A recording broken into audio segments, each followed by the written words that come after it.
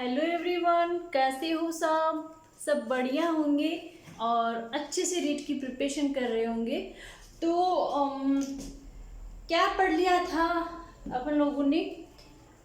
Micro organism complete हो गया। Micro organism सूक्ष्म जीव का जो पार्ट था, यूनिट फर्स्ट चल रही थी। यूनिट फर्स्ट में सूक्ष्म जीव का जो भी पार्ट था वो कंप्लीट हो गया है ना। 3-4 जगह दे रखे थे, उनको एक साथ में कवर कर लिया है सबको। आज टॉपिक स्टार्ट करेंगे। पौधे के विभिन्न भाग।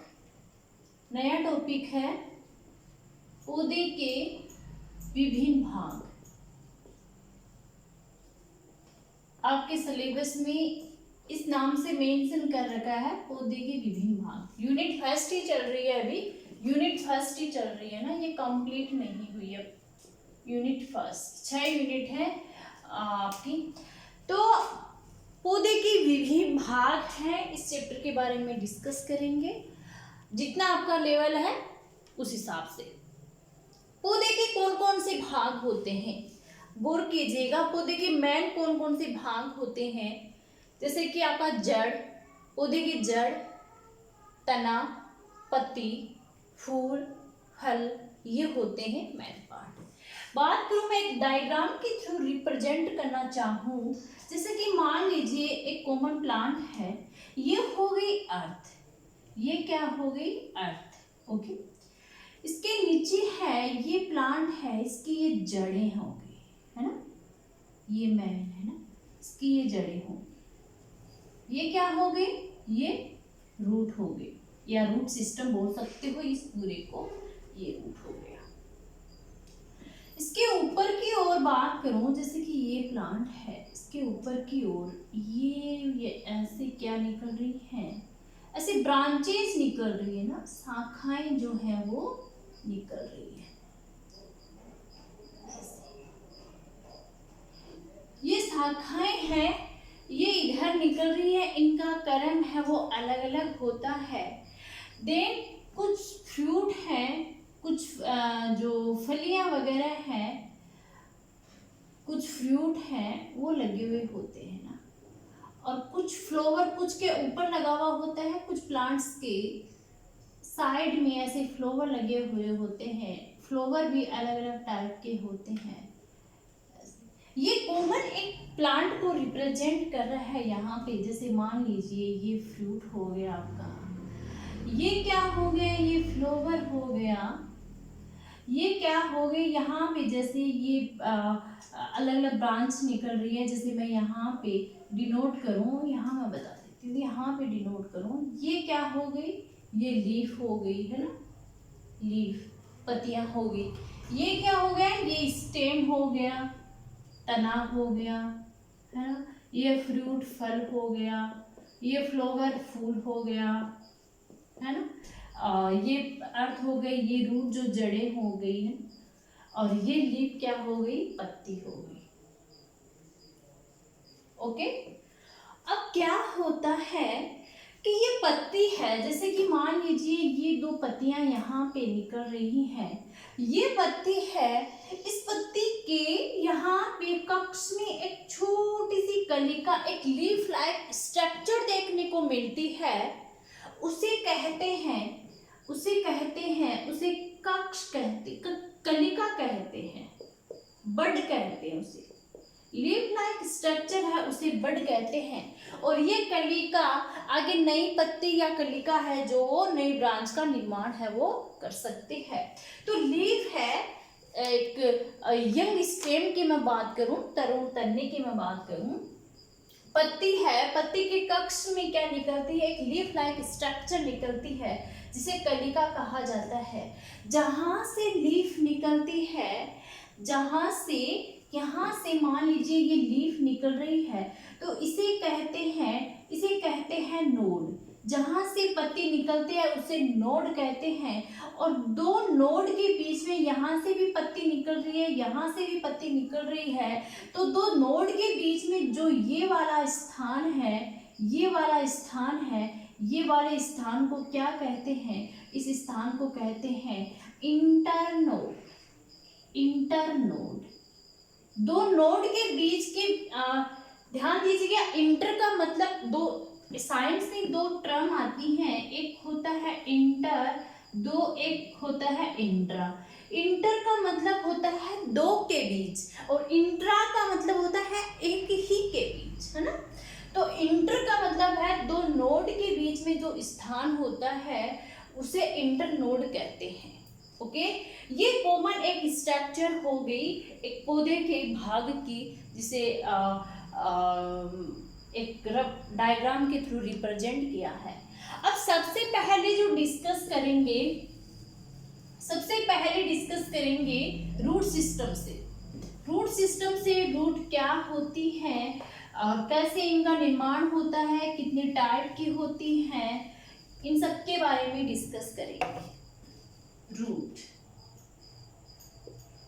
यानी जड़। ओके, रूट का जो विकास है, रूट क्या है, जड़ें क्या हैं, यानी पादप का मैं डेफिनेशन के रूप में स्पष्ट करना चाहूं तो पादप का जो भूमिगत भाग होता है उस भूमिगत भाग को जड़ें कहा जाता है। पादप का जो भूमिगत भाग होता है उस भूमिगत भाग को रूट कहा जाता है, जड़ें कहा जाती है। ये रूट के डेफिनेशन के रूप में डिनोट कर सकते हैं। रूट का निर्माण है वो किससे होता है, कि रूट है, प्लांट्स की जो रूट है वो ऐसी तो नहीं है कि ऊपर से आके नीचे प्लांट ऐसे धस गया। तो उस जड़े का निर्माण है, जड़ का निर्माण किससे होता है, तो जड़ का निर्माण होता है मूलांकुर से जड़ का निर्माण होता है, जिसे रेडिकल कहा जाता है, वो कहा जाता है। अब बोले मैं मूलांकुर क्या होता है, हमें समझ में नहीं आया। आप इतना भी ध्यान में रख लीजिएगा कि जो बीज होता है, सीड होता है ना, किसी भी प्लांट्स को उगाने के लिए सीड यूज में लेते हैं, बीज यूज में लेते हैं। अगर मैं आर्टिफिशियल तरीके से बात नहीं करूं, जैसे कि किसी प्लांट को उसकी ब्रांचेस काट के लगा दी जाए, है ना, जैसे गुलाब में होता है, उस तरीके से एक बात नहीं करूं। सबसे पहले एक कॉमनली वे के रूप में मैं आपको बताऊं तो किसी भी प्लांट को उगाने के लिए सीड का यूज करते हैं। उस सीड में क्या होती है, उस सीड में क्या होता है, एम्ब्रियो होता है, भ्रूण होता है ना। उस एम्ब्रियो में एक होता है मूलांकुर और एक होता है मूलांकुर और एक होता है मूलांकुर और एक होता है प्रांकुर। तो इस प्रांकुर के द्वारा तो होता है सूट अपेक्स का, सूट सिस्टम का निर्माण, और मूलांकुर के द्वारा होता है रूट सिस्टम का निर्माण। तो ये एम्ब्रियो के जो है उसके पार्ट होते हैं, एम्ब्रियो के अंदर होता है प्रांकुर और मूलांकुर। तो यहाँ पे आपको समझ में आ गया होगा कि रूट का जो निर्माण है वो मूलांकुर के द्वारा होता है। रूट के मैं टाइप्स की बात करूं, प्रकार की मैं बात करूं तो ध्यान दीजिएगा, यहाँ पे मैं मेन टाइप बता रही हूँ, मेन टाइप है उनके बारे में डिस्कस कर रही हूँ। रूट मुख्यतः है वो दो टाइप की होती है। दो टाइप की कौन सी, एक रूट होती है मूसला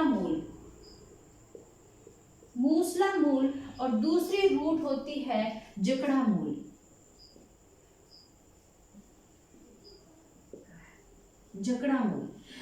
मूसला मूल और जकड़ा मूल है, ये दो रूट होती है। जकड़ा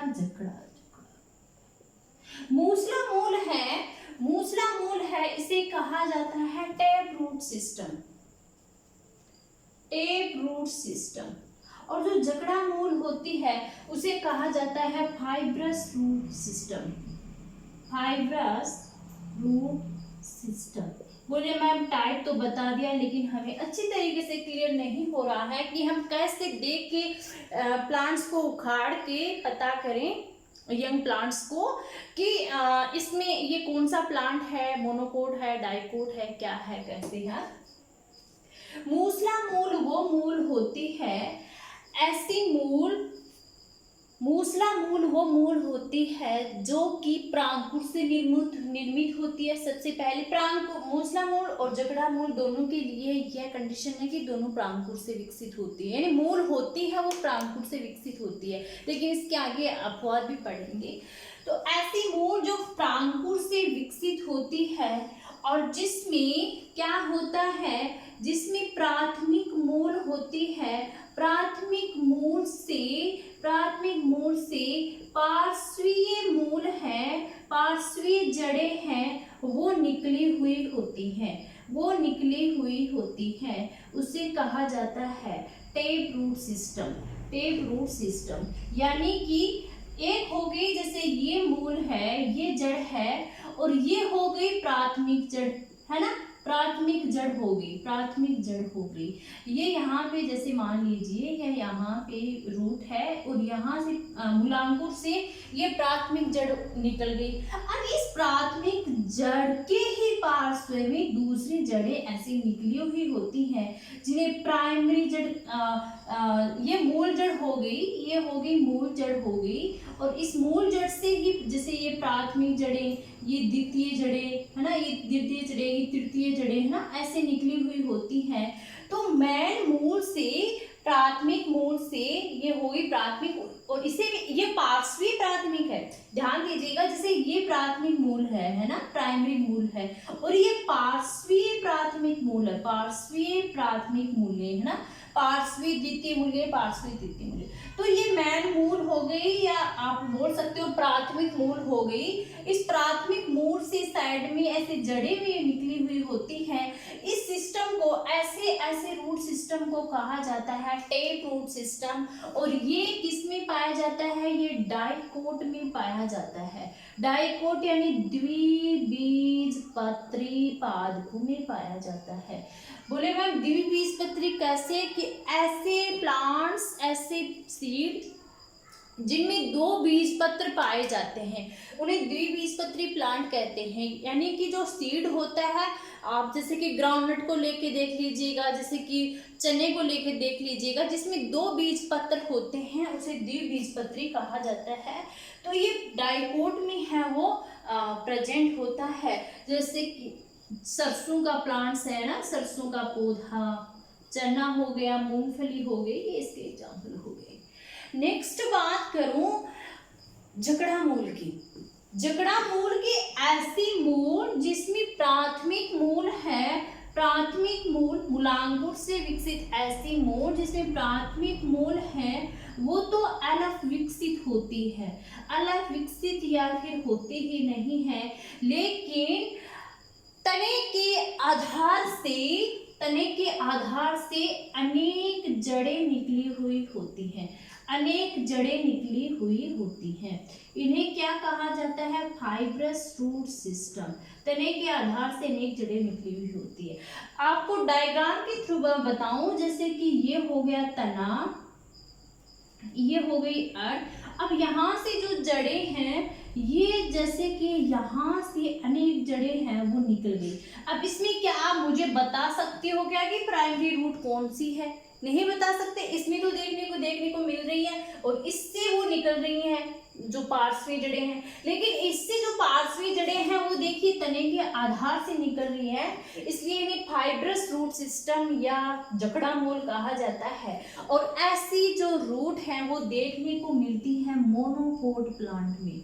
मोनोकोट यानी एक बीजपत्री प्लांट में।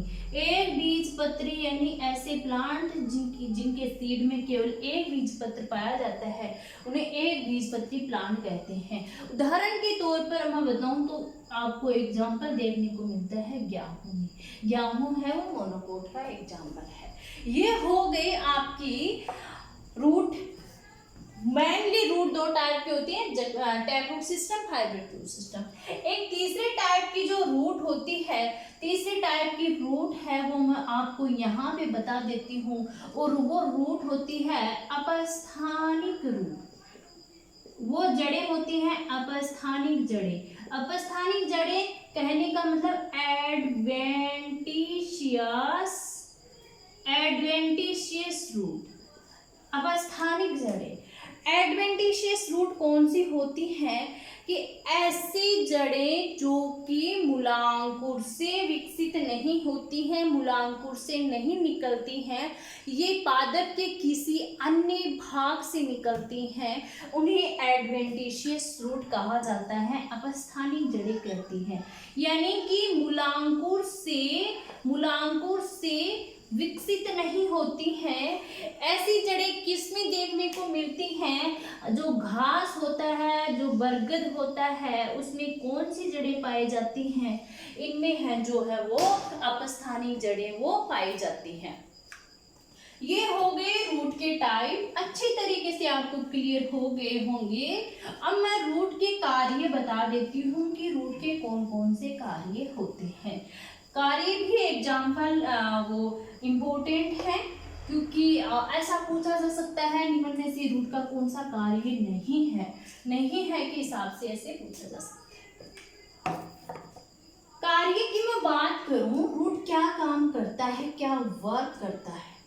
कॉमनली वर्क है, सबको पता है। कॉमनली वर्क ऐसे कि मिट्टी से रूट क्या काम करता है?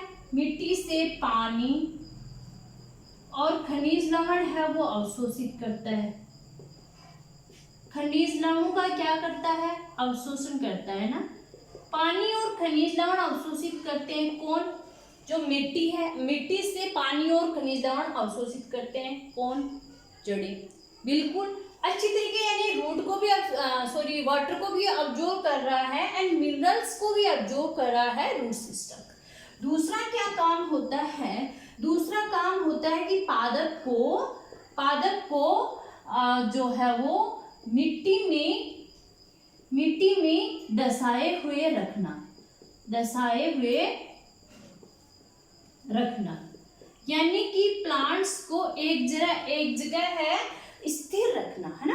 प्लांट्स को एक जगह दसाए हुए, या ऐसे बोल सकते हैं जकड़ कर रखना, है ना। जकड़ कर रखना या स्थिर रखना किसका काम होता है? जड़ों का काम होता है।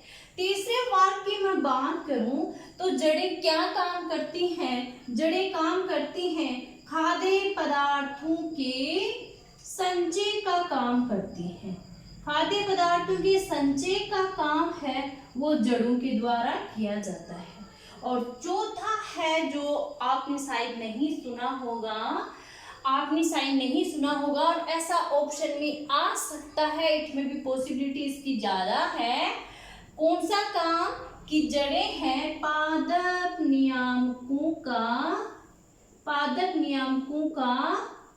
संश्लेषण करती हैं। यानी कि जो पादप नियामक कौन से होते हैं? प्लांट जो रेगुलेटर होते हैं, यानी मैं बात करूं हार्मोन, है ना। यानी कुछ हार्मोन का संश्लेषण है जिन्हें प्लांट रेगुलेटर कहा जाता है। उनका जो फॉर्मेशन है वो जड़ों के द्वारा किया जाता है। ये जो जड़ें हैं इनके जो मेन वर्क हैं ये हो गए। नेक्स्ट जो बात करते हैं कि जड़ों का कौन कौन सा एरिया होता है ना। जड़ों की कुछ स्ट्रक्चर देख लेते हैं, स्टेप बाय स्टेप डिस्कस कर रहे हैं। रूट के जो एरिया है, या फिर ऐसे बोल सकते हैं रूट के जो क्षेत्र हैं उसके बारे में डिस्कस कर लेते हैं कि रूट में कौन कौन से क्षेत्र होते हैं। सबसे पहले जैसे मान लीजिए ये रूट है ना, जैसे एग्जांपल डायग्राम के थ्रू मैं आपको बता दूं। जैसे मान लीजिए ये रूट है, तो ये रूट का जो ये वाला पार्ट है, ये वाला पार्ट जो नीचे का पार्ट हो गया, अपेक्स पार्ट बोलते हैं इसे। रूट का कौन सा पार्ट बोलते हैं? अपेक्स पार्ट बोलते हैं ना। तो इस अपेक्स पार्ट ये क्या काम करेगा? अपेक्स पार्ट नीचे की ओर ग्रोथ करेगा, बिल्कुल श्योर है।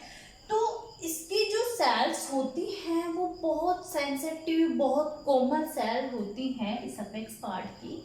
तो आपको पता है मिट्टी में जब ग्रो किया जाता है, जड़ें ग्रो करती हैं, तो विभिन्न प्रकार के जो कंकड़ हैं या फिर जो बड़े रेत के कण हैं उनसे इनका सामना होता है।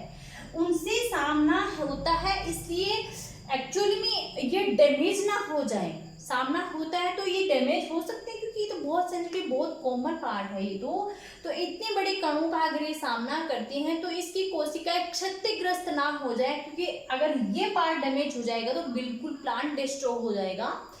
इस पार्ट को बचाए रखने के लिए इसके यहाँ पे क्या पाया जाता है, यहाँ पे एक कैप नुमा स्ट्रक्चर पाई जाती है, जिसे आप बोल सकते हो अंगुली नुमा स्ट्रक्चर पाई जाती है, जिसे कहा जाता है रूट केप। तो कौन सा पार्ट हो गया, सबसे पहला हो गया रूट केप। रूट केप कहाँ पर पाया जाता है, रूट अपेक्स वाले पार्ट पे होता है, जो कि रूट केप अपेक्स वाले पार्ट पे है वो होता है।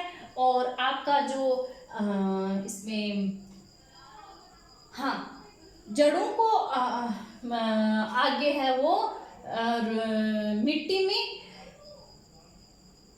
बनाए हुए रखता है, यानी जड़ें मिट्टी में ग्रो कर सकते हैं। कई बार थोड़ा दिमाग और कहीं चला जाता है ना। रूट केप ये होता है। दूसरा ये है, दूसरा सिस्टम जो मैं बात करूं एरिया की, तो इस रूट केप के रूट अपेक्स वाले पार्ट के यहाँ पे एक सेल होती हैं, कोशिकाएं होती हैं। वो कोशिकाएं डिवाइड होती रहती हैं, इसे बोलते हैं मेरिस्टेमेटिक रीजन। Meristematic reason. दूसरा कौन सा रीजन हो गया, मेरिस्टेमेटिक रीजन। इसका क्या वर्क होता है मेरिस्टेमेटिक रीजन का, इसका ये वर्क होता है कि यहाँ की जो सेल्स होती हैं वो विभाजित होती रहती हैं, यानी कि इस एरिया की जो कोशिकाएं होती हैं उनकी क्या काम होता है, ये कोशिकाएं डिवाइड होती रहती हैं।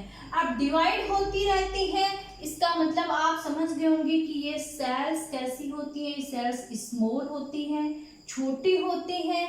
ये कोशिकाएं हैं वो पतली होती हैं, और इन कोशिकाओं में क्या पाया जाता है, मेन चीज है इनमें डेंस प्रोटोप्लाज्म यानी सघन प्रोटोप्लाज्म है वो प्रेजेंट होता है। और इसी से क्वेश्चन उठ जाता है यहाँ से कि कौन सी रूट के एरिया दे दिए कि कौन से भाग में है वो कोशिकाओं में सघन प्रोटोप्लाज्म प्रेजेंट होता है, तो मेरिस्टेमेटिक रीजन वाली कोशिकाओं में है वो सघन प्रोटोप्लाज्म प्रेजेंट होता है, इसीलिए ये कोशिकाएं आगे डिवाइड होती रहती हैं।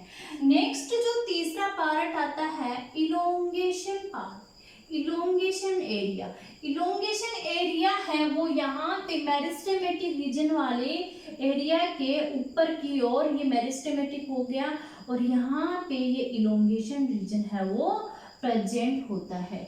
इलोंगेशन का मतलब ये होता है यानी कि बढ़ता हुआ रूप, यानी बढ़ता, इलोंगेशन यानी इलोंगेट यानी बढ़ता हुआ। इलोंगेशन रीजन की जो सेल्स होती हैं ये मेरिस्टेमेटिक रीजन वाली सेल ही आगे इलोंगेट होती हैं, यानी ये विभाजित होती हैं। और देन आपकी जो रूट की जो लंबाई है, इस रूट की लेंथ के लिए ये क्या होती हैं, इस रूट की लंबाई के लिए इलोंगेट वाली सेल, इलोंगेट रीजन वाली कोशिकाएं जिम्मेदार होती हैं, क्योंकि ये कोशिकाएं आगे लंबाई में वृद्धि करती हैं।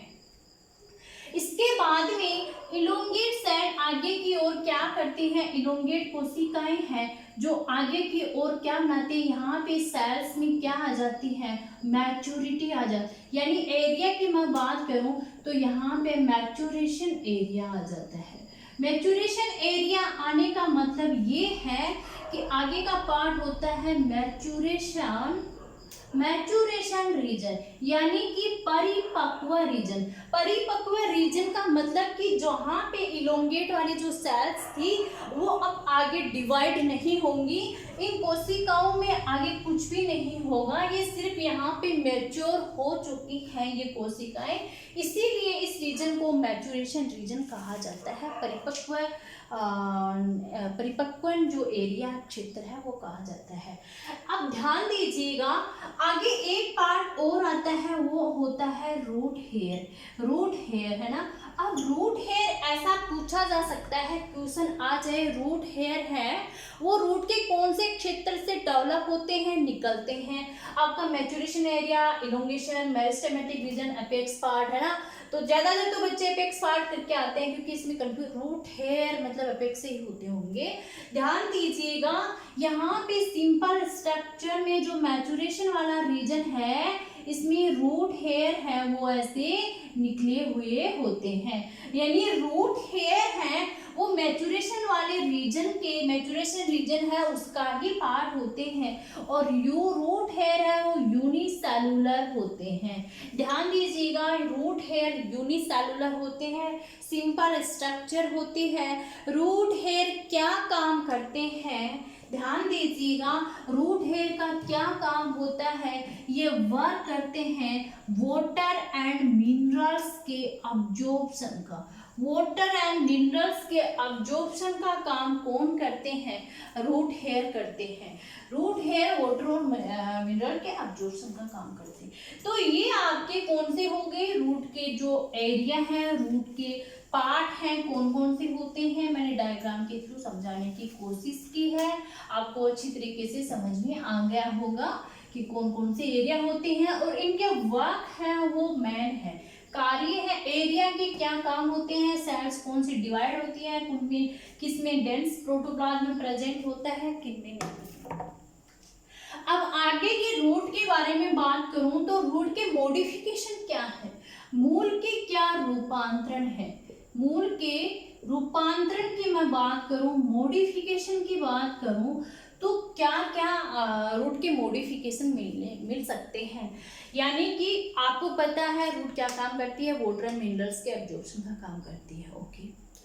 लेकिन कई प्लांट्स में रूट में वाटर और मिनरल के एब्जॉर्प्शन के अलावा भी दूसरा काम करती है, यानी कि वाटर एंड मिनरल के अब्जॉर्प्शन के अलावा दूसरा काम। बोली मैम अलावा दूसरा काम क्या होता है, हमें तो दिमाग में ही नहीं आया। दूसरा काम क्या हो सकता है कि हो सकता है कई बार रूट को भोजन है, फूड है, वो स्टोर करना पड़े। हो सकता है कई बार रूट को प्लांट्स को सहारा देना पड़े, है ना। ये क्या काम होते हैं, ये सारे के सारे काम होते हैं जो है वो रूट के जो अलावा काम, यानी कि रूट को भोजन स्टोर करना पड़ रहा है, यानी कि रूट का क्या होगा, रूट का मॉडिफिकेशन होगा। रूट रूपांतरित होकर ही तो फूड को स्टोर कर सकती है, यानी उसको फूलना पड़ेगा, उसको भोजन को स्टोर करना पड़ेगा, रूट को सहारा देना पड़ेगा, यानी कि अपनी आकार में, अपनी संरचना में उसे क्या करना पड़ेगा, उसे रूपांतरण करना पड़ेगा। यही तो क्या हो गया, रूट का रूपांतरण, मॉडिफिकेशन हो गया। रूट को श्वसन करना है, रेस्पिरेटरी रूट होती है, रूट को श्वसन करना है, उसे अपनी आकार संरचना स्थिति में चेंजमेंट करना होगा, यानी कि बढ़ते हैं रूट नीचे की ओर ग्रोथ करती है, लेकिन कंडीशन ये कि रूट को श्वसन करना है, उसे जीवित रहना है, तो उसे ऊपर की ओर भी वो ग्रोथ करती है, ऐसा भी होता है। इसलिए रूट के मॉडिफिकेशन क्या होते हैं, यानी कि अपनी वर्क को करने के लिए, भोजन को स्टोर करने के लिए, रेस्पिरेशन के लिए, है ना, इनके लिए जो जड़ें होती हैं वो अपनी आकार और संरचना में रूपांतरण कर लेती हैं, इसे ही रूट मॉडिफिकेशन के नाम से जाना जाता है। सबसे पहले मैं बात करूं, जैसे कि मान लीजिए गाजर और यहाँ पे बता देती हूँ,